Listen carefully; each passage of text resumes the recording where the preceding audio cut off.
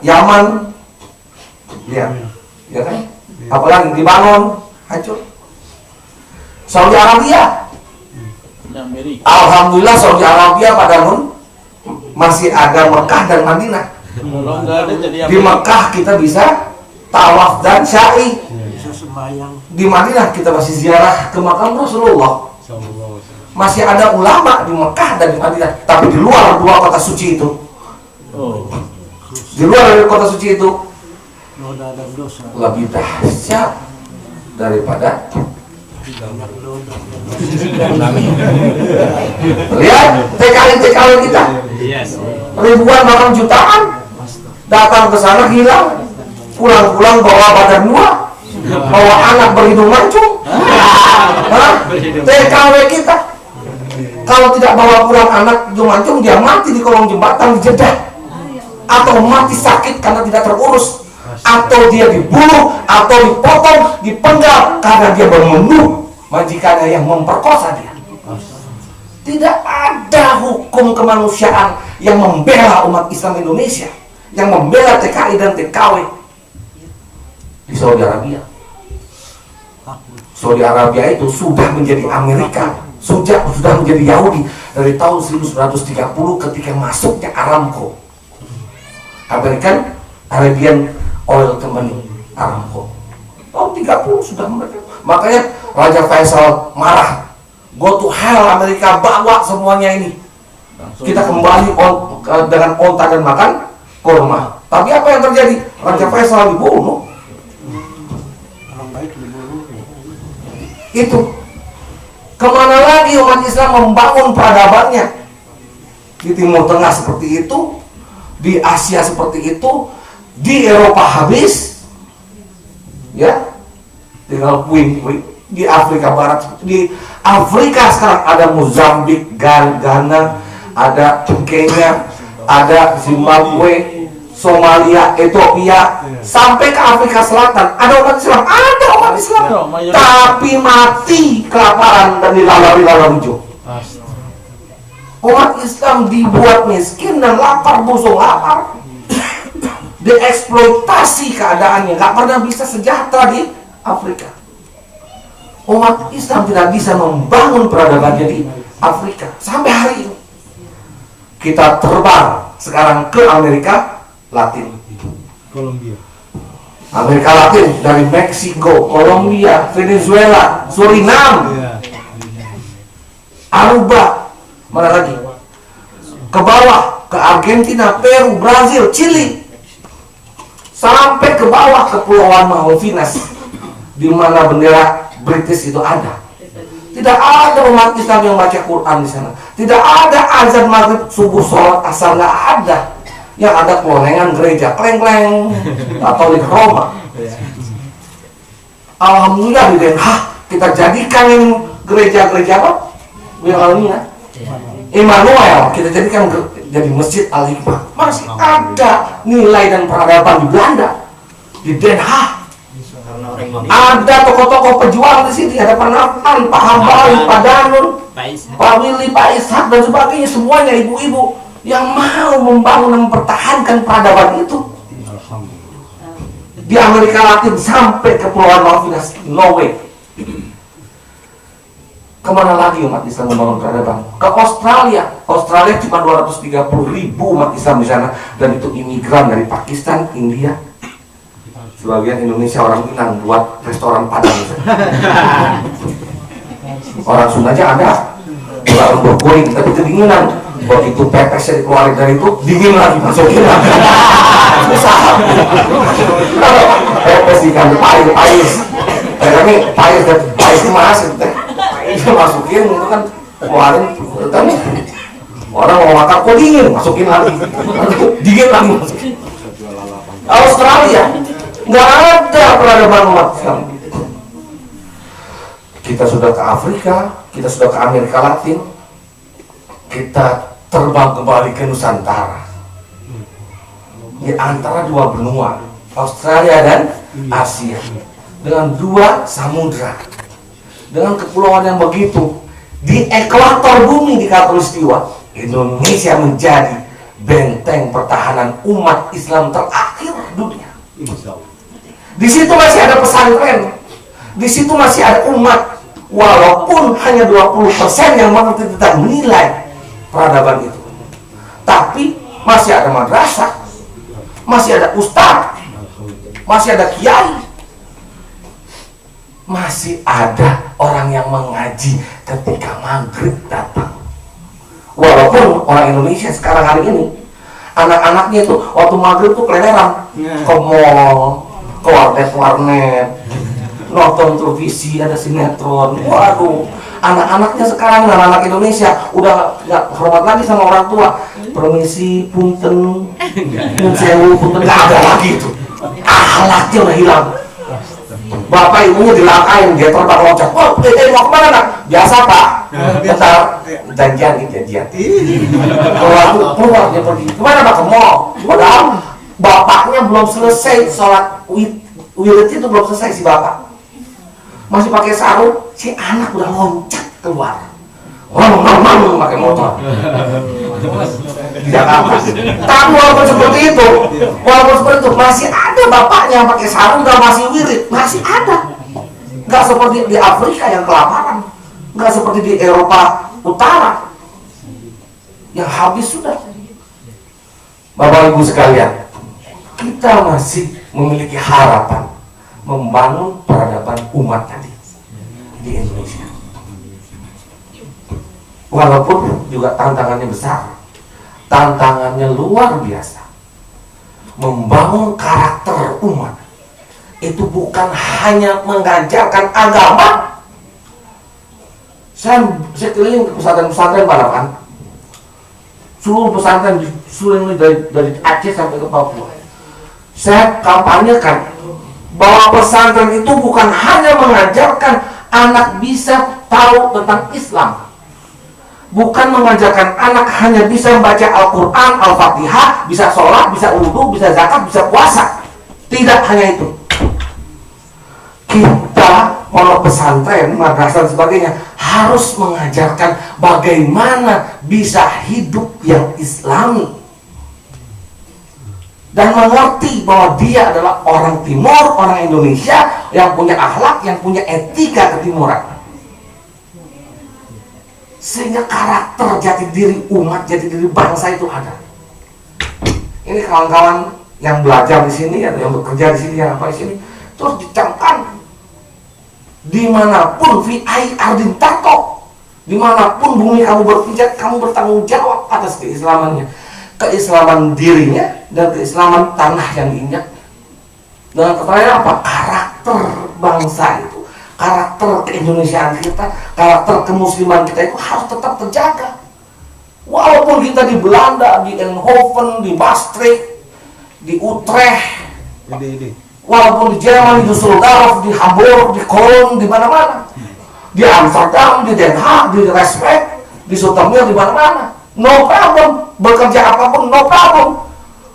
Kayak dulu kita kerja di tempat sedang itu di belakang cuci piring, tetap wah, luar biasa itu, ngeluarin dari cooler itu, yang dikeluarin itu kaget siapa makan itu Rusdan, ya mut itu bawa cucian bukan daging itu daging segede-gede babi itu, ampun, wah, suruh potong-potong, ampun, gitu kan,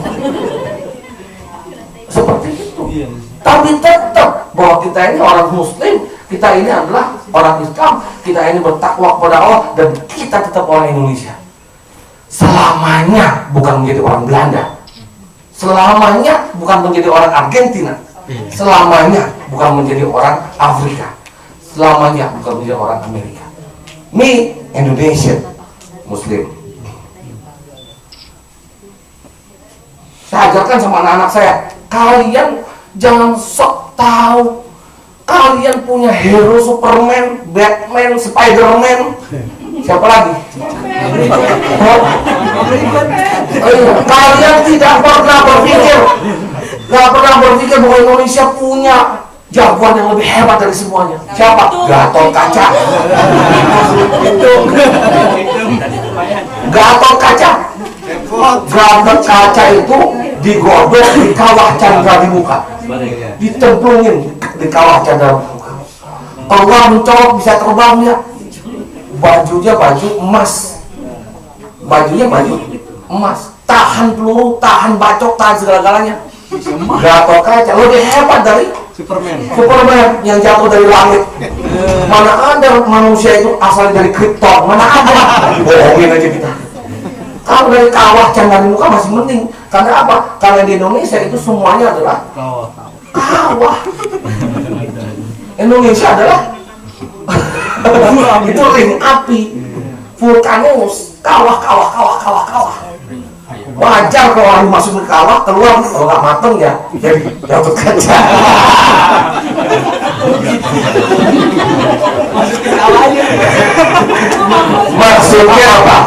Maksudnya apa? PPME itu adalah kawah candra di muka. PPME ini di Belanda, tapi dia juga kawah seperti kawah yang ada di Indonesia.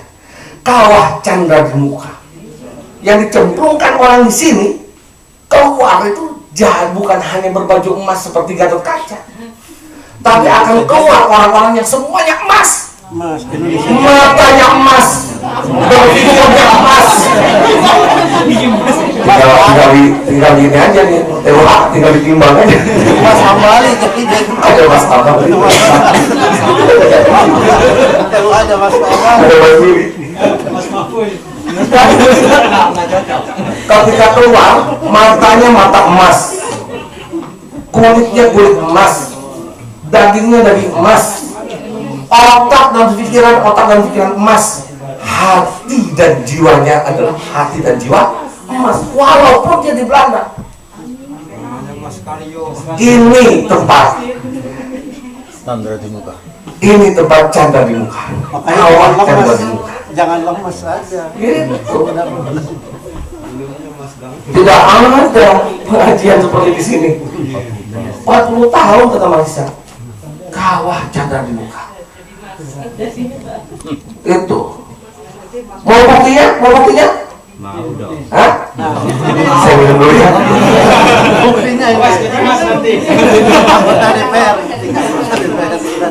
Mas Adam.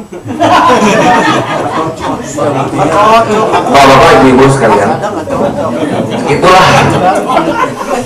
itulah bagaimana kita membangun peradaban di Indonesia itu. Saya selalu mengatakan bahwa begitu kita membangun kekuatan umat, berarti kita menjadi benteng pertahanan umat Islam terakhir di dunia. Yakinlah itu, kita adalah benteng pertahanan umat Islam terakhir di dunia. Oleh sebab itu banyak sekali kekuatan-kekuatan besar yang mengincar dan melihat Indonesia sebagai peluang, sebagai tempat untuk tembus ke Asia Tenggara.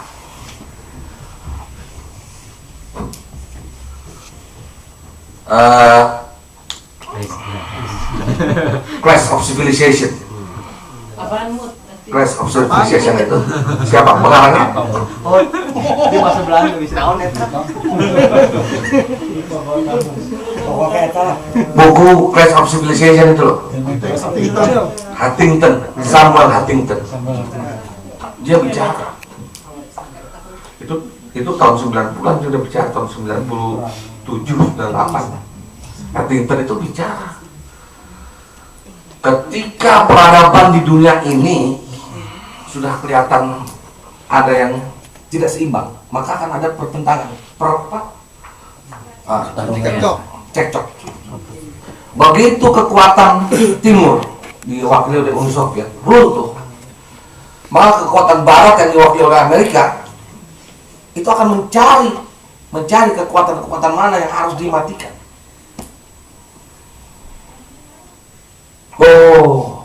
Lawan kita setelah komunisnya Soviet hancur apa? Cina dan kekuatan Islam. Masuk mau menghantam Cina, ternyata Cina menghantam duluan. Cina luar biasa. kuat sekali, ekonominya luar biasa, teknologinya lebih canggih, kuat sekali, orang-orang lebih banyak, berat. Bahkan sekarang lebih baik Cina itu jangan dijadikan musuh, dijadikan kawan, koalisi, karena dia bisa dijadikan koalisi. Yang tidak pernah bisa dijadikan koalisi dan tidak pernah tunduk dan tidak pernah bisa ditundukkan dengan kekuatan Freeman Sorry, kekuatan Jus, kekuatan Barat. Siapa? Islam. Maka bagaimanapun caranya Islam harus dihentikan gerakannya, peradabannya harus di stop. Jangan heran kalau negara-negara yang sekarang sedang berkacau balau, berantem sendiri dalam negerinya adalah negara-negara yang ada dan banyak penduduknya Muslim. Coba lihat sampai hari ini, lihat. Apakah kita Indonesia mau juga seperti itu? Dipecah belah, dihancurkan, kita berantem sama saudara kita. Nauzubillah min dzalik. Makanya kita sedang diincar bagaimana masuknya itu Indonesia dengan tsunami peradaban tadi. Tsunami peradaban tidak pakai senjata seperti Irak yang hancur baur di bom, yang seperti Iran yang sebentar lagi akan diserang juga. Tidak. Kemarin Pak Hambali saya cerita, ini saya misi panjang nggak bisa biar Pak?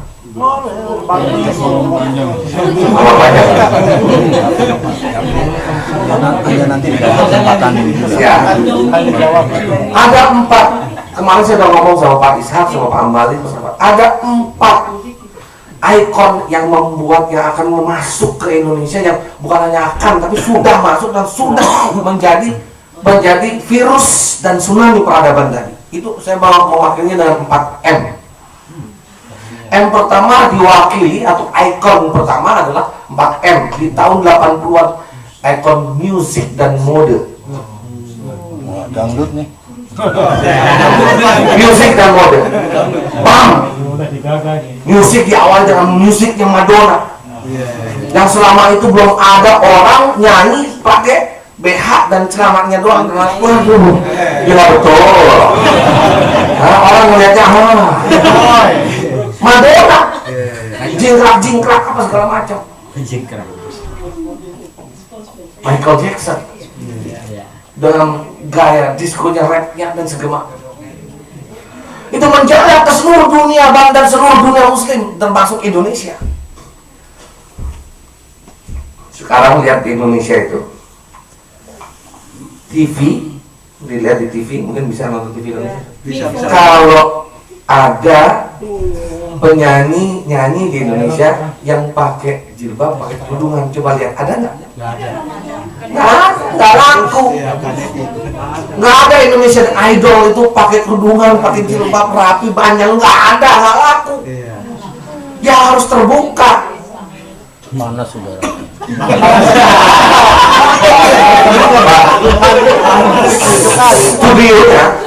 Studionya itu lebih dingin dari ruang ini, Pak. AC. Belum pernah sih. Iya. Yang mana yang panas? Gitu. Ada waktu yang panas. Bisa aja sih itu. Iya. Sudah seminggu kita di sini, Bu. Enggak. Nah, jadi M yang pertama itu adalah musik dan mode. Wah, gayanya. Sekarang, Bu, Pak, kalau ada pengantenan dimanapun di seluruh Indonesia, tadi Aceh, yang tadi Papua pakai koteka ya.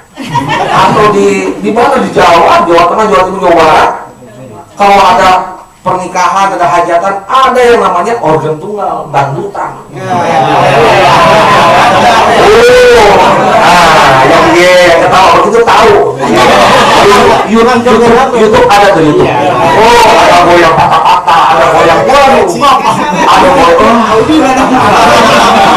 Gua ngomong ada gua tahu. Dia macan. Tahu, gua lihat. Orang lihat langsung. Orang lihat di YouTube. Jadi, Bu, apa? Itu benar-benar terjadi. itu menjalar ke seluruh tanah air. Itu virus peradaban yang terus mengalir sampai hari ini. Gaya musik Indonesia coba lihat seperti itu. M pertama musik dan mode. M yang kedua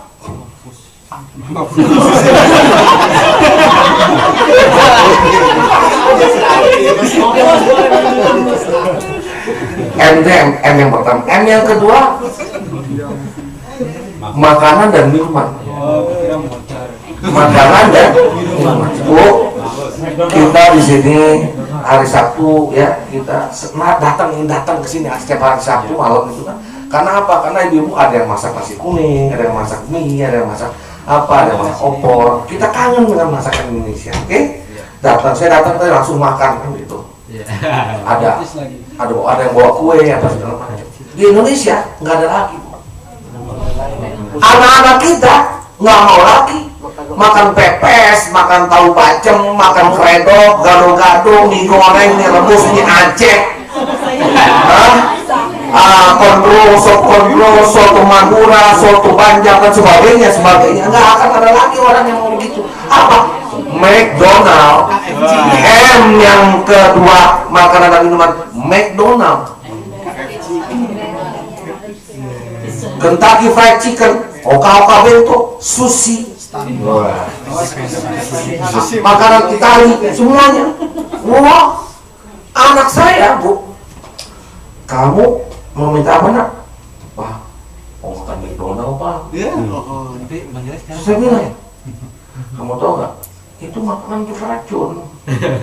Itu makanan itu nggak makanan bagus, itu nggak dimasak dengan bagus. Dagingnya belum tentu banyak awal itu. Racun, oh gitu baik, iya. Tapi enak Pak kata temen. Kasihan juga saya ingat anak saya gitu kan. Akhirnya saya beli rotinya, saya beli dagingnya, masak sendiri, bikin sendiri tuh McDonald. Ini McDonald kayak gini. Oh kayak gini Pak, iya. Lebih enak makan apa? Lebih enak kamu makan daging rawon. Lebih enak makan rendang, Mak. Dan itu adalah makanan kita, makanan Indonesia. Bukan makanan orang. Jangan menjadi orang lain. Jadilah diri kamu sebagai orang Indonesia. Boleh sekali-sekali makan boleh, tapi bukan menjadi makanan utama. Makan tahu tempe, makan itu kredok, makan itu kangkung, bagi itu saya. Anak saya di pesantren kelas dari SD, saya tahu di pesantren badannya kurus. Saya datang kenapa nak? Makan wah enak banget. Makan sayur terus.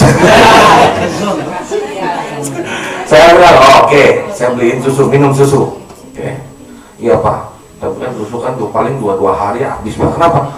Saya nggak bisa makan sendiri, nggak bisa minum sendiri. Kan teman-teman banyak. Dia sama kan namanya juga di pesantren. Sama teman-temannya banyak. Pak harus begitu. Berkah itu. Kamu gemuk dari berkahnya, saya bilang gitu. Gemuk dari berkahnya, bukan gemuk dari makanannya. Intinya itu sedikit, tapi berkahnya banyak. Saya bilang gitu. Anak saya tuh, oh gitu Pak, iya. Kamu akan sehat terus. Nggak apa-apa kalau sekarang nanti